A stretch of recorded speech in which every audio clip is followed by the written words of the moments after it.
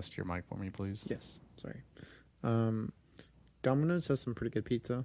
I think it's probably the best takeout if I had to say something. You dead ass think Domino's is the best pizza takeout? Takeout as in like shitty pizza compared to like Pizza Hut, all those, yeah. All right, welcome to the intro of the podcast. Oh, here we go. We are live. Hi, everyone. I'm a bit surprised and caught off guard by this, but hello there. Welcome to Top Bins with Twins. Welcome back, everyone. Hope you're having a great day. So we are coming to you at 9/11 on Sunday night. Oh, that's kind of creepy. It's 9/11 on March 5th. Also, FYI, don't sleep in your contacts. Yeah, Luke's had a rough day. He got a little scratch on his eye. I do, and it does not feel great. But we're powering through. We're also powering through the pain of FPL. This week has been a gorgeous week for both me and Luke. It's been gorgeous. It's been a rough one. Gorgeous is what you want to say. I said that with sarcasm in every cell of my being, just so everybody knows. I hope so. Yeah. So we're gonna dive into it in a little bit, but I think both me and Luke can tell you that our weeks have been ripping us apart on the inside. Right, Luke? It's been very bad. It's been, especially because I feel like there's a lot of points that were left on the table by my players, including James Madison, Sully Marsh, Saka having opportunities and just not being able to convert. There's been a lot of stuff that just feels like it's beating me down, and it hurts. It does hurt. I'm there with you, Luke. I'm there with you, but we have to first shout out Kyle. He has had a awesome week, and he is just killing it. Little jealous, but Kyle, congratulations, dude. He's been performing very well. Let's just get it out there, right? Yeah, we're getting ahead of it. I decided to transfer out Mo Salah for James Madison and bring in Emerson Royale at the same time. So I took a -4. And I missed out on a total of, let's see, how many points did I miss out on? You sent it in the group chat earlier. I think it was around 24 points that I missed out on. Let me look and see what you said. Okay, so Mo Salah, if I would have left him in, that would have been an additional 21 points to my team. James Madison got 1 point, so 20, and then a negative. So yeah, about 24 points is that's what that transfer cost me. So, yeah. As you can imagine, I'm not doing too good right now.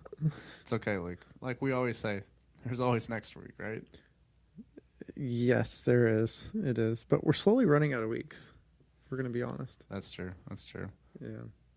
Well, I guess that'll kind of do it for our little intro here. Paul, do you want to highlight some of the matches from this weekend? Yeah. I think, first off, the biggest game of the weekend, the biggest surprise of the weekend, we have Liverpool beating Manchester United 7-0. Yeah, that was a pretty big one. I mean, I wasn't even necessarily watching that one directly, and I just kept on getting updates about the score and everything, and I was continually amazed by that. Yeah, I mean, what a shocker. I mean, I think we've always kind of known Liverpool has the ability to do that, that they can just turn it on, and at some point, we knew the switch was going to flip, but right. I think next weekend we could see them also lose 4-0. Yeah, that's just kind of who they are at this point. They're just really difficult and very hard to predict. They're not as consistent as they have been in the past. But this time around this year, if you get the right week, then you're going to have a pretty big haul, and Mo Salah had one of the biggest weeks of the season so far. Yeah, and it's what's really awesome is that last week I had triple Liverpool and then decided a wild card, which this week has not played out for me the best way it could have. Well, I'm going to dive into it later. There's a lot of pent-up aggression with that and frustration. But I played my wild card, and I think it's going to eventually, it's not a 1 week kind of punt. It's a long-term preparing for double game weeks kind of punt. Yeah, exactly. That's so we can tolerate it for now. I'm mentally stable right now. For the time being. The Liverpool triple up would have been nice this week. But like we said, we ride. It would have been. It definitely would have been. But as you're saying, you're playing the long game with a wild card, setting your team up for the future. And I think that, just got to give it time. and it will hopefully pay dividends in the long run. Yeah, and so this week we also had, what were the big games? We had Arsenal. Arsenal. What a game! Yeah, it was really fun to watch. Honestly, I really enjoyed watching that. I was kind of hoping to see Arsenal drop points, strictly maybe drop 2 points, maybe not all three, strictly because it would have tightened the race between them and City and just provided a little more drama into the ever dramatic Premier League that we're used to week in, week out. I think we're still going to see that though, Luke. I mean that's a huge win for Arsenal, probably one of the defining moments of the season. But I think City is going to turn it on, and I think there's going to be a big title push in the remaining part of the season. Yeah, I don't doubt that. We're going to see a 2-team race. I don't doubt at that. this point, it's going to be a 2-team race, but United's been looking pretty good, honest. But dropping points today, as you highlighted, that loss is pretty backbreaking, I think, and we might see a little bit drop off of form. Maybe even from an FPL perspective, some people moving away from Luke Shaw for sure, and then possibly even Marcus Rashford a little bit to try to, beat other people to the newest asset. I would recommend to listeners out there, take your time though. United have been great assets to own. One result does not define who they are as a team. This is true. And that's me defending Manchester United, so that's coming from the heart right there. It really is. It really is. But yeah, I think the other notable matchup of this weekend, we have Man City beating Newcastle 2-0 at home. Erling Haaland gets an assist, so those captainers get some points, a little bit of a differential. Kind of a small haul for Haaland, but it's still points, nevertheless. It's points. Yeah, for a captain. Better than what Saka ended up with. So I think you kind of see City rounding into form here. The biggest worry amongst them, once again, is going to be the Pep roulette. You don't know who's going to be starting, who's going to be playing. Phil Foden looked amazing, gets a goal. Goal and assist, right? Or he did it. No, did he assist on that? Didn't Pep? Let me see. I got it right here. It might have been Grealish. Foden had a goal, and then it might have been. I think it was Grealish who assisted Bernardo. Yeah, I see Foden with a goal. Let me see player. Yeah, but so I mean, even moving on from that, I think as we highlighted last week, it seems like Phil Foden is kind of coming back into Pep's good graces. FPL asset. And he honestly might be a good FPL asset going forward. So let's keep an eye on that. Before we wrap this up, Luke, I want to highlight the Brighton-West Ham game. Mm-hmm. That one, owning 3 Brighton assets was awesome for me, considering I only started 1. Mm-hmm. Actually, I'm not even going to dive into it now. We can have a little segment where I lose my mind for a second later on. But that works for me. I think that probably will do it for our wrap-up for the week. There were some other important matchups that definitely had a big impact upon the bottom of the table, movement within the mid-table, but FPL relevance. There'll be a few specific players we'll touch on throughout the course of the episode, but it seems like that tight group at the bottom, separated by like 3 or 4 points, and Crystal Palace is kind of being drawn back into that group as well, with Leicester falling back down. So it looks like we have like a 5, 6, maybe even 7 team race for the bottom.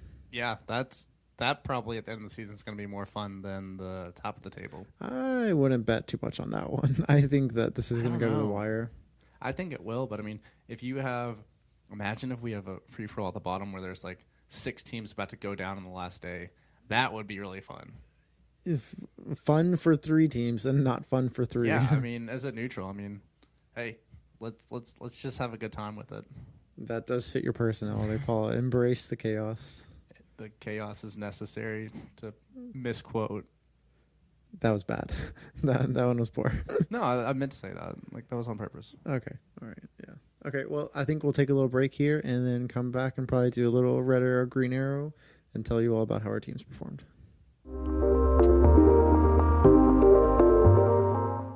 All right, everybody, welcome back to Top Bins with Twins, and we're going to run right into one of our favorite segments, Red Arrow, Green Arrow. Whoop, whoop.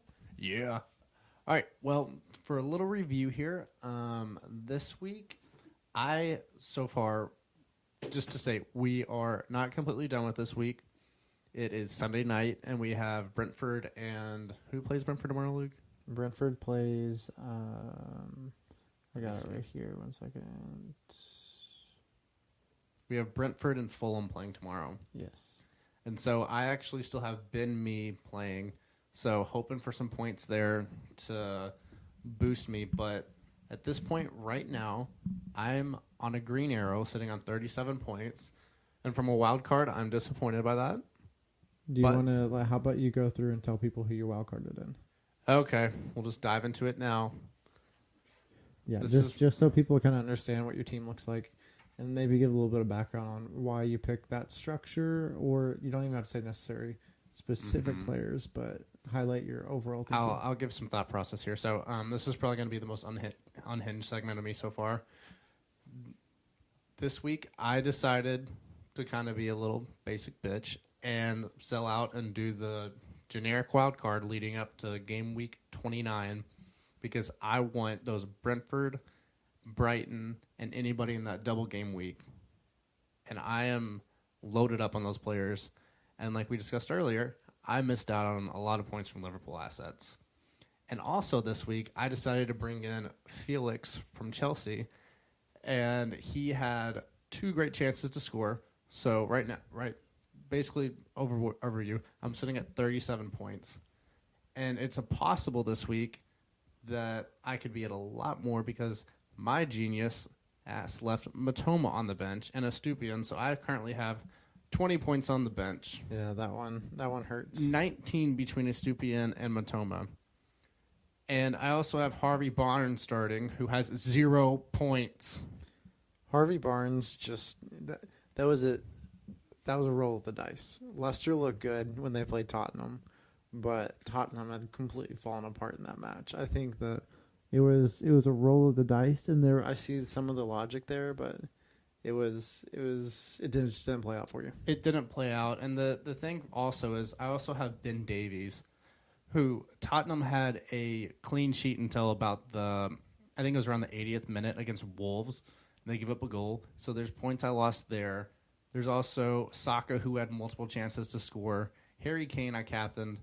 I was hurt. I didn't see it, but Luke told me he had a missed chance too. He did. It was outside the box, and it wasn't exactly an amazing opportunity. But he was close. He probably should have. It was close.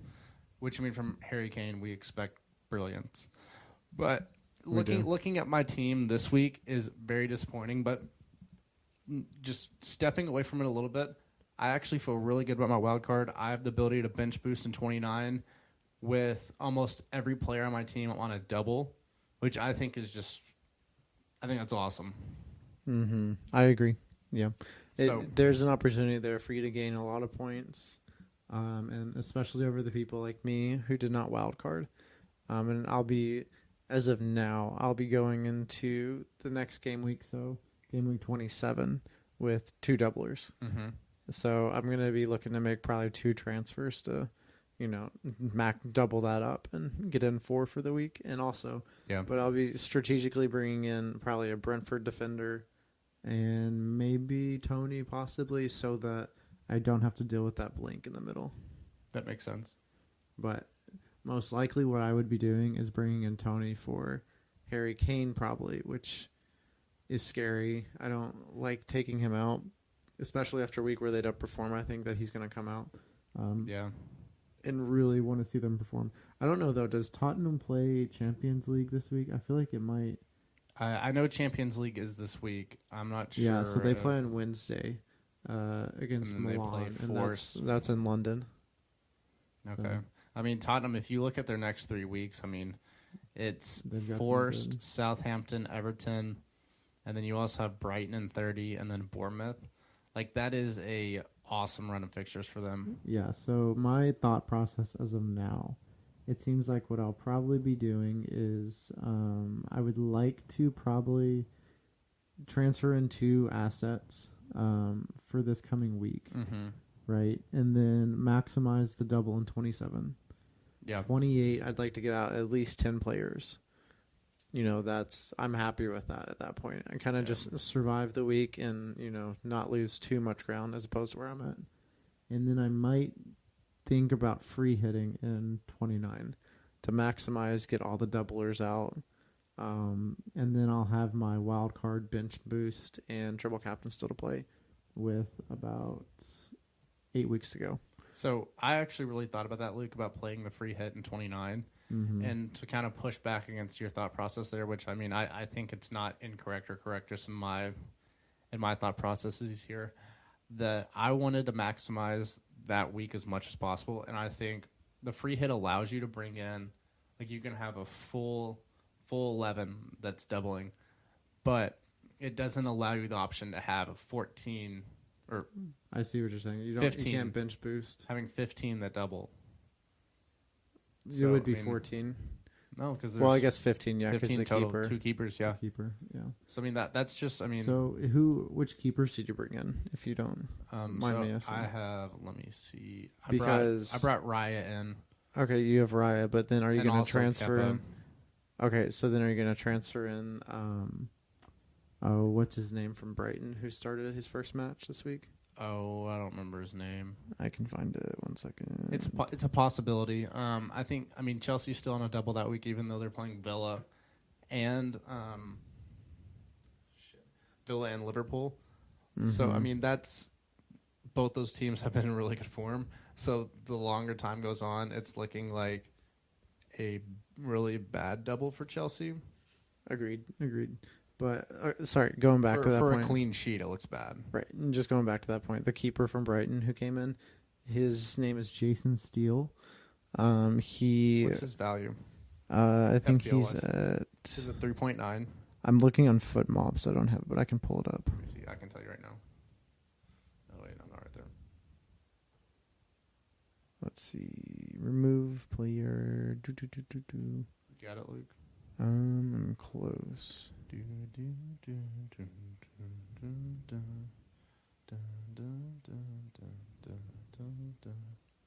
Come on. So it's 3.9. 3.9. That's okay. his value. That's right. And that, I mean, that's that's Ward 2.0, right? If you can get him that cheap, have him double, and then. But is he gonna start again? That was the question.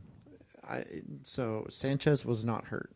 That's not why he didn't play. It was a team selection decision. And I don't know if it was a 1 week warning of let's see how you perform, and then, but he performed pretty well. Yeah, I mean, he kept a clean sheet. He did, and his overall match rating was 7.0 according to Football. So I think he did. He made a couple saves. Bowen had a shot from his left foot, where he made a good save on that. So yeah. All right. Well, Luke, did you say explicitly if you had a red arrow or green arrow? So I have a slight green arrow currently. Okay. I have about 3,000. All right. So no punishments either way from you, Luke. And we also you have to do one from last week. No, I don't. I had a green arrow last week. Did you? Yeah. I'll pull it up and show you. People on the podcast can't see this, but we have 4 green arrows in a row: 23, 24, 25, 26. Has my rank changed much? No, but we have 4 green arrows in a row. You dodged the bullet on that one. Yeah. Yep. So no. It's a no shame punishments for me. that I don't get to pick your topic of 30-minute elevator pitch, but maybe next week. I mean, you can come up with whatever punishment you want. It doesn't have to be that. That's true. So get creative. I mean, if you ever get a chance to give me punishment, because green arrows only, baby. I hope for your sake that you do continue that streak. I would like to see it. We'll see. All right. Well, we're going to wrap up this segment and head to the next one. Wait, I didn't get to talk about my team. You did talk about them. About how they performed? Oh, my bad. Okay. Not really. Okay, go ahead. Talk about your team. Yeah. I'm Okay. here for it. So, my team did terribly. So looking at my team, my keeper had Danny Ward was my top performer of the week. He had 11 points. That penalty that he saved. That was complete crap, by the way. Was amazing. And then Leicester went ahead and conceded right after that. Contrary to his save, couldn't handle the clean sheet, but he still got a lot of points for me. And then Ben White with the goal, bringing in 7 points was really big for me. And I had Gabriel from Arsenal blanking, Emerson Royale getting 10 minutes, Madison creating probably 10 chances, that were not converted. He also had a couple shots that I wish would have gone in. Kulusevski, Saka, and Marsh all blanking. Holland getting an assist, Kane blanking, and then Ferguson with Brighton blanking as well. All around, quite a terrible week. I think my players were in positions to succeed, and it just didn't happen. I'm not going to take it. I'm not going to take it too hard, but pretty disappointing, especially with the possibility of I just keep Slaw in, and my team looks a lot better. A lot better. I would take the extra 20 points. It would really make a difference on my overall rank and within our league too. But Yeah. Nevertheless, I've got next week, and I can improve on it and hopefully be better. All right, like real quick before we wrap and go to the next segment, I want everybody out there to realize the high and lows of Kyle's week, which, by the way, we talk about Kyle all the time, but we're going to have him on at some point. We will. We Yeah, would it love might to have take. him on. It'll take a little bit of time, but we'll get him on the pod. Yeah, but I want to talk about the highs and lows of his week because it's honestly hilarious. So we wake up Saturday morning watching games, the first game in the morning, and then we see that Ben White isn't starting, who Kyle captained him this week. And Kyle's in the group chat, man, my week's over. Captain Ben White, blah, blah, blah. Subs on at half, scores a goal in the Arsenal comeback. Mm-hmm. Kyle's good on that. And then he also has Danny Ward in goal. And we get a text, oh, pin, Ward's clean sheet's going to be gone, blah, blah, blah. And then he saves the goal. And then they also give up the clean sheet, and he ends up on 11 points. Yeah, he's defying the odds there. I mean, what? He also has Gakpo and Matoma. Yeah, I mean, the Gakpo was just good. That's a good pickup. Matoma, good Matoma, he's a good player. Yeah. Well, shout out Kyle. We're going to move on to the next segment. Anything else, Luke? Nope, I don't have anything else. All right, let's do it. Hello, everyone. Welcome back to Top Pins with Twins. We are going to cover the segment buy or sell. I think. Have we been analyzing the charts, Luke? Oh, we've been diving in. We've been doing that TA. Yes, we have been. Technical analysis, just so you know. Yeah, there you go. There's Paul's finance background for you. I'm a finance bro, I guess. Some would say that. I'll never admit it. I'm actually not, but go ahead, Luke. Some would say that. Okay, so I think I'll start us off with the first buy of the week. This asset is someone that's going to definitely fly under the radar and is not an asset that a lot of people would be highlighting, but I think after the performance this week, well worth highlighting. Can I guess who you're going to say? Go for it. Brennan Johnson. You're ding ding. I knew it. I told you earlier today that I was going to be highlighting See, him. I do listen when you talk. Good. I'm glad you listened. That confirms this. So, I think he's a great asset. Throughout the course of this week, he performed really well, getting 2 goals. He definitely outperformed his XG. There's no doubt about that. His XG was 0.6 on the game. Ended up with 2 goals, 2 very good strikes. But the main reason why I think that he's a good asset going forward for the next 3 to 4 weeks or so. Mm-hmm. Nottingham Forest played Everton.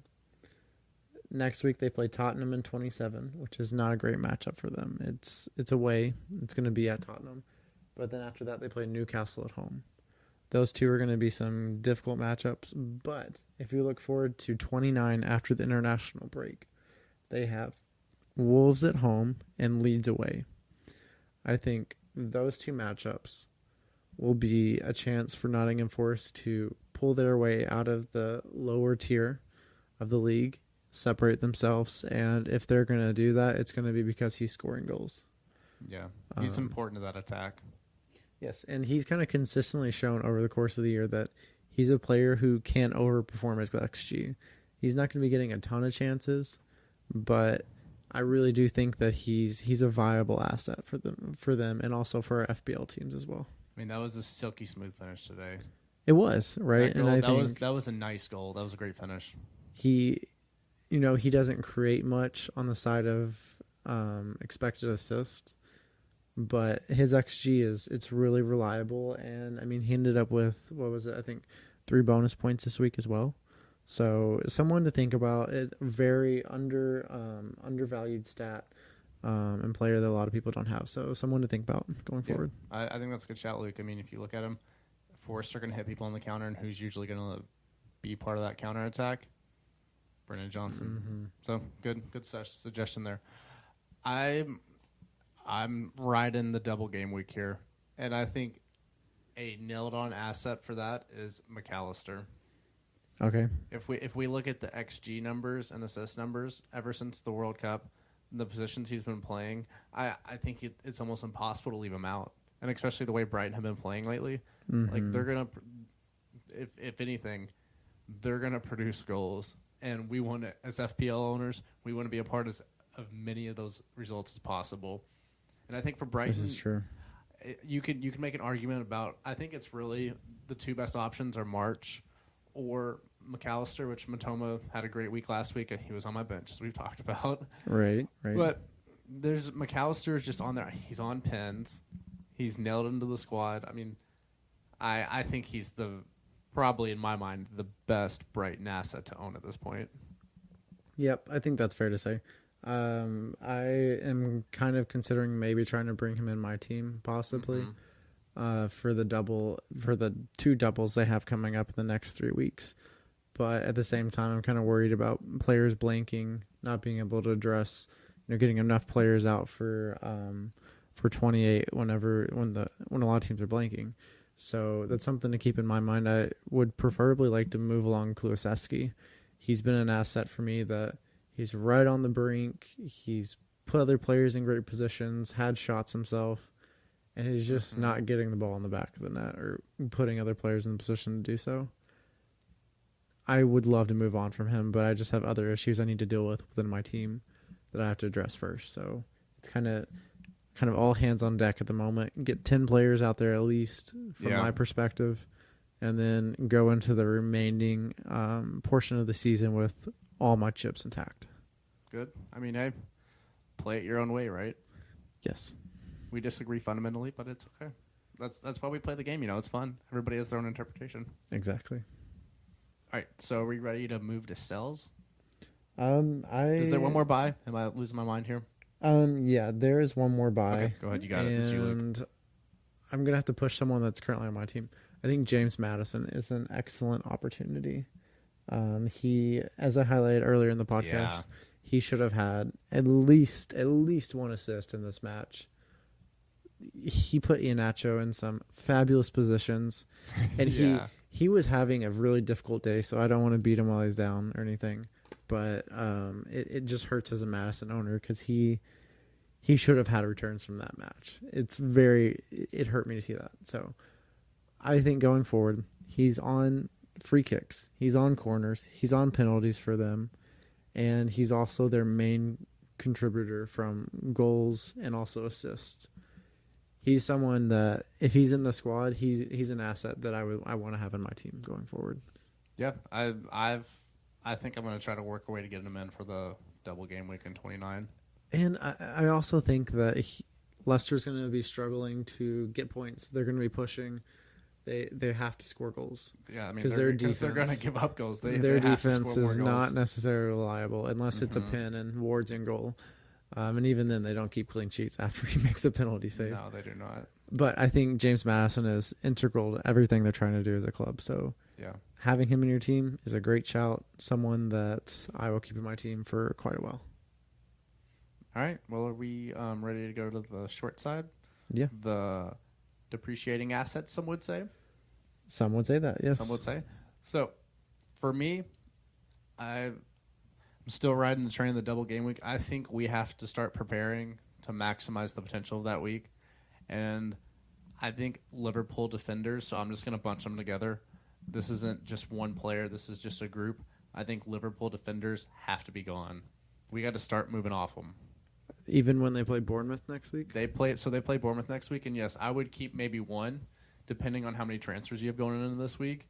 But I think if you have to start getting rid of them this coming week.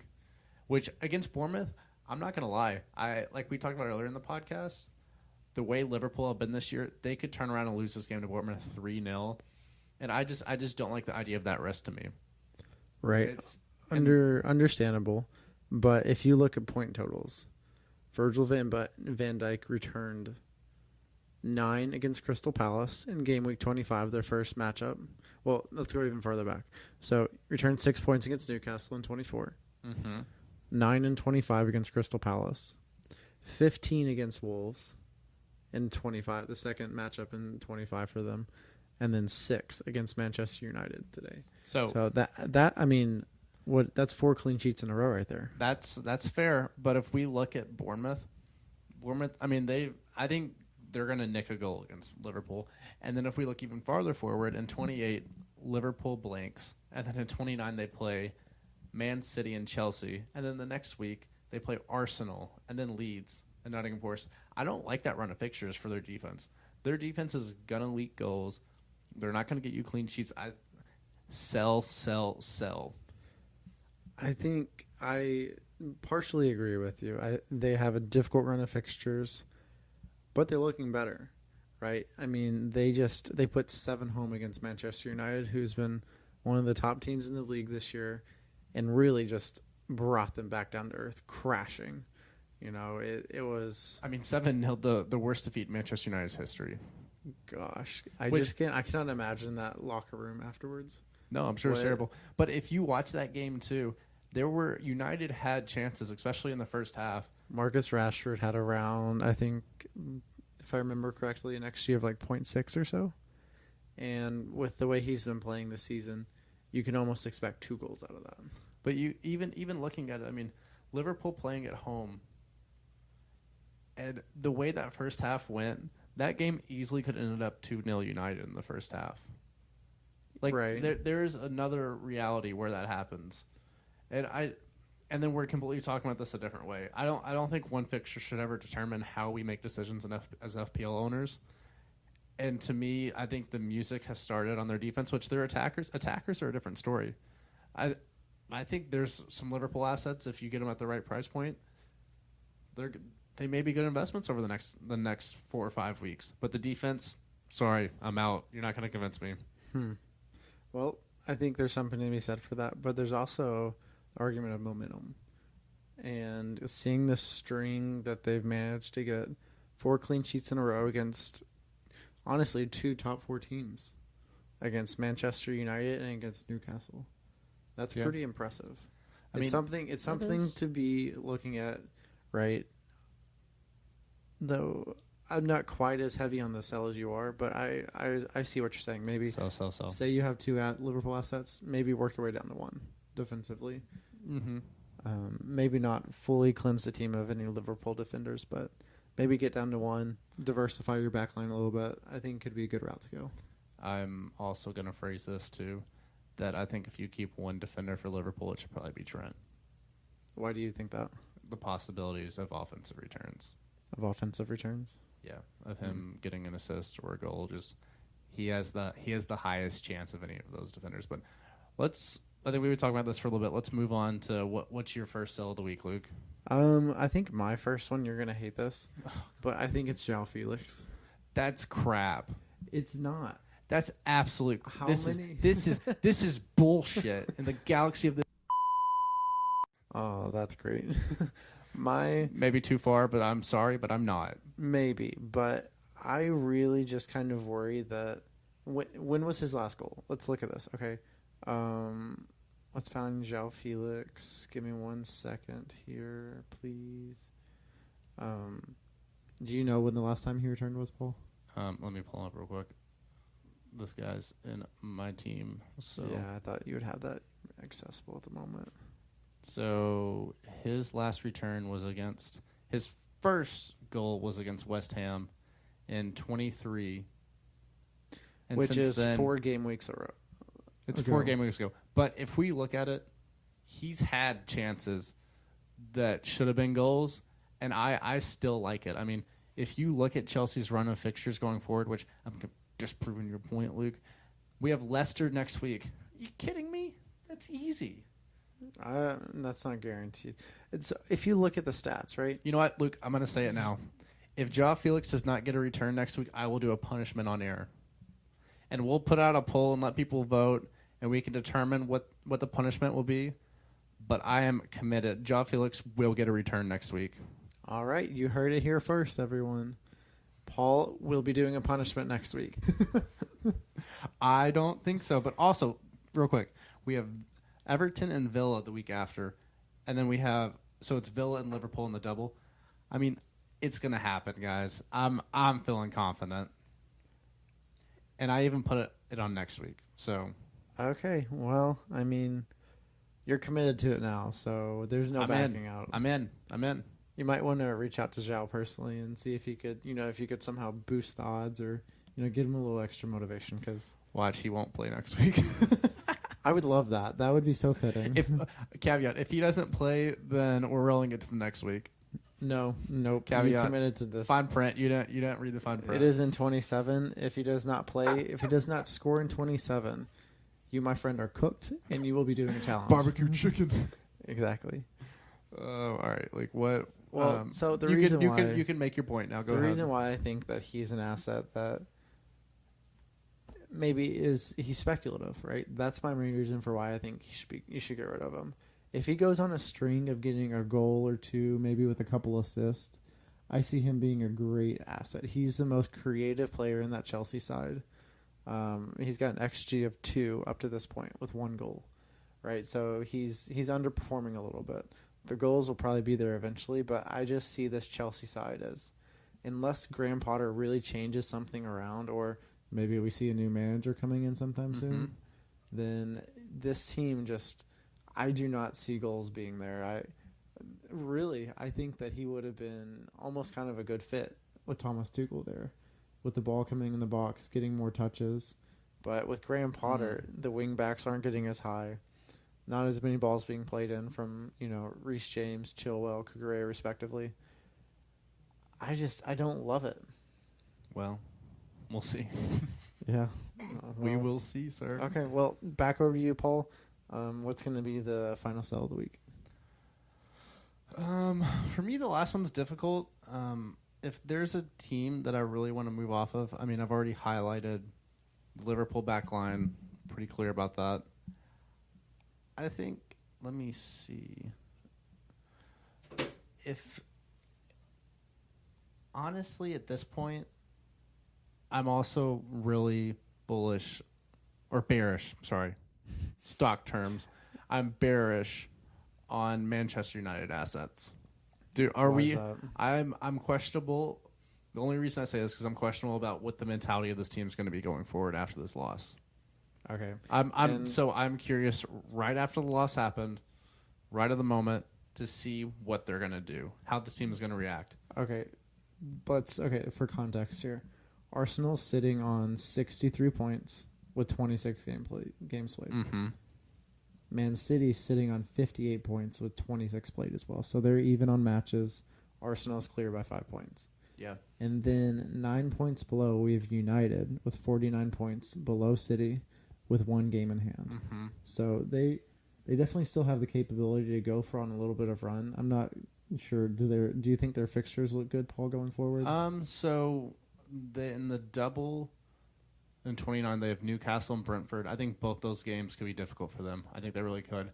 Then they have Everton, Nottingham Forest, possibly Chelsea, Tottenham, Villa, Brighton and Chelsea, possibly in a double in 34, West Ham, Wolves, Bournemouth, Brighton or Chelsea, and then Fulham. I mean, that's not a cupcake route. I mean, it's not. You have difficult fixtures, and like we talked about last week on the podcast, when I was kind of also bearish on Manchester United, is that, I mean, they've been outperforming in XG. They've been playing a great brand of football. That's not an argument here. The argument is that I just don't think it's sustainable at this point for them, and I think we're starting to see cracks. I mean, this was a tornado swept through and just demolished Old Trafford, is what happened this weekend. Anfield Liverpool was looking like vintage Liverpool. They looked really good, but then again, everything just clicked at the right time for them. But also is awesome. Like, this is why we love the Premier League. Yeah, because it's awesome. I wonder what the betting line was on 7-0 Liverpool. I cannot imagine what that would have been. Imagine throwing money on that. But I mean, I just got so excited. Like, this is the league we get to watch week in and week out. We wake up early at 7:30 on Saturday mornings for this shit, dude. It's so enjoyable, and I really just wish more people could enjoy it the way we do. Because I mean, the energy, the excitement. Like, man, I'm getting emotional right now. It's so fun. Yeah, I love to second your opinion on that one because there's a reason why we chose to do this podcast. There's a reason why we're interested in it. Like we just love it, man. And we're so excited. We're also, I mean, we're going to be taking a trip to London in a couple months from now, and we hope to go see a Premier League match. The atmosphere will be. It's something we've been looking forward to for a long time. Yeah, we're gonna have a great time. We cannot wait to be there. If nothing else, just be in London, experience the city on a game day, and just really kind of soak in the entire experience, and then grow our passion from that. Right? Yeah, I think taking part in that will give us an experience that we are not able to have being here in the States. But even the secondhand experience of being all the way across an ocean, like.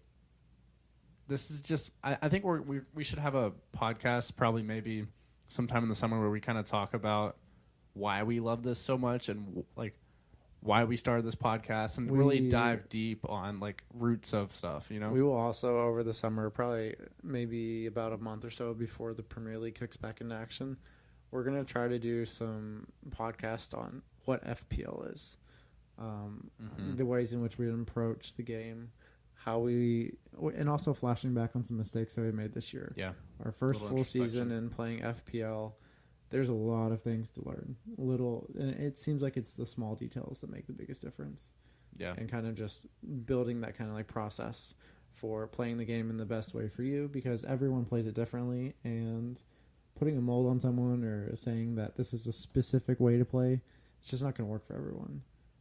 So we'll kind of share our thought process on that and how we go about playing the game ourselves. Yeah. But we've kind of meandered a little bit on this. We have, but I mean, this is probably my favorite segment we've done. It's been passion filled. I like it. I really hope that everybody gets to this point where they listen to the podcast because the segment's been awesome.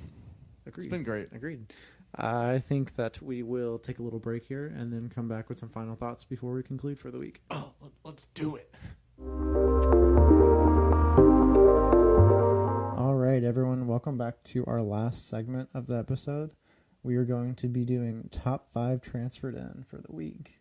And this week, it will not be me guessing, but it will be our other podcast host, Paul, trying to guess the top 5 transferred in players so far for this upcoming game week. We're about to go 5 for 5. All right, who do you think? I won't even make you pick exact order. Just guess the top 5. McAllister. Okay. He is actually number 5 on the list, so you're scraping the bottom of the barrel. Oh, come on. Ben Me. Number 4. Raya. Wrong. I think you can guess these other 3. Estupian. Yep. So he's number 3. So you have 1 and 2 left. Matoma. He's number 1. Very good. And he's, at this point, time of filming, he's at 187,000 transferred in already. Lord, those price rises. Yeah, he should definitely rise in price. And lastly, number 2, I really feel like... Are you a betting man? Come on, that made it too easy. Tony. There you go. Be worried, everybody out there. We don't know if Tony, if he's going to play, if he's not. So if you're going to go for him, wait till the very last minute to pull the trigger on that transfer. Importantly, the thing to note too is that the lure of bringing Tony in is that over the next 3 game weeks, he has 5 matches. Yeah. Right. I mean, it makes a lot of sense to bring him in. Let's say you bring him in and he doubles in this upcoming game week. Still might be a transfer worth it if he returns. Mm-hmm. But Absolutely. those following weeks, especially with an international break before 29, that could be an issue. And it might be someone you have to address. Big issue. All right, okay, let's go ahead. You got it. Go ahead. So looking at my team, I am going to have 2 players double. And that will be Solly Marsh and Evan Ferguson from Brighton. I will be looking to probably bring in maybe 2 more doublers. So taking a -4 again this week, which I love those negative points. Yeah, I love them too so much that I just wanted to do that this week for no reason. Luke, just so you know how we were talking earlier about mistakes we've made as FPL managers. I think number 1 on my list is going to be avoid negative points at all costs. So and everyone plays that differently. Some people embrace you're taking negative 16 to get that exact team in they want, which it can pay off, but you have to be pretty set in knowing those transfers are going to work for you. But okay, so I think I'm going to probably try to bring in 2 doublers. It'll probably be a Brentford asset, and then maybe a third Brighton asset. That's a good call. And then I'll be looking at trying to figure out how to handle the blank game week after that. But I would like to kind of dive into the double a little bit more than I currently am at. Mm-hmm. And I've got some good matchups for like Tottenham. I have 3 starting at home against Nottingham Forest. I feel pretty good about that. And then, honestly, that's my team. Probably going to double up on the doubles, take a hit, and that's probably going to be my plan for the week. Okay. I mean, as everybody knows, like I've said, we've already said this a couple times tonight, but we're recording this Sunday night on March 5th. So, I mean, we have a full week to change our minds, which, as we know as FPL managers, happens all the time. So it does. There's going to be flexibility there. My team going into this next week, I'm excited about it. I feel good about everybody that I'm starting. Wait, tell us how many doublers. So I have Ben Mee, Raya, Estupion, Matoma, and McAllister that are all going to be starting for me. So you'll have 6 doublers. So I have 6 doublers, which there's a possibility I could bring in another, which I don't even know who I would besides those players. So you'd be looking at Wolves and Crystal Palace? I Those are can't the other do 2 it. doublers, right? I can't do it. If I brought in anybody, it would be Tony. Right. And like I said earlier, we have to wait on him. I would wait till the last minute to bring Tony in. But he has the possibility. I mean, we know Brentford get a lot of pens, and Tony is nailed on those pens, or he's just going to score goals. I mean, he looks great at the top of their attack all year. He does look good. I mean, I agree. He's a really good shout, but like we said, be careful. And I mean, besides the rest of my team, I mean, I got Felix in there, which we know he's going to get a return next week. Okay. All right. Prepare yourself for that punishment. We know. Also, Luke, is there like something besides personal pride I can get if he does offer a return? If he you does you want to put some stakes on this between us? I think that maybe we create a punishment wheel that we can spin. And that's an idea. You know, if he gets a return, then I'll have to spin. If he doesn't get a return, then you'll spin, and we'll go from there. Oh, I like the idea. So besides that, the rest of my team kind of the same as it's been. I got Zinchenko in the back, Ben Davies in the back, like both of those options to keep a clean sheet. Saka, Matoma, McAllister, Kane. I think he'll have a bounce back week. I think against Nottingham Forest, I could see him putting a couple away. Holland up front against Crystal Palace, and then Felix against Leicester, which Felix maybe my captain next week. But your captaincy choices have gone so well this year. That's also number 1 on my list of stuff. I think that is 1A on your list.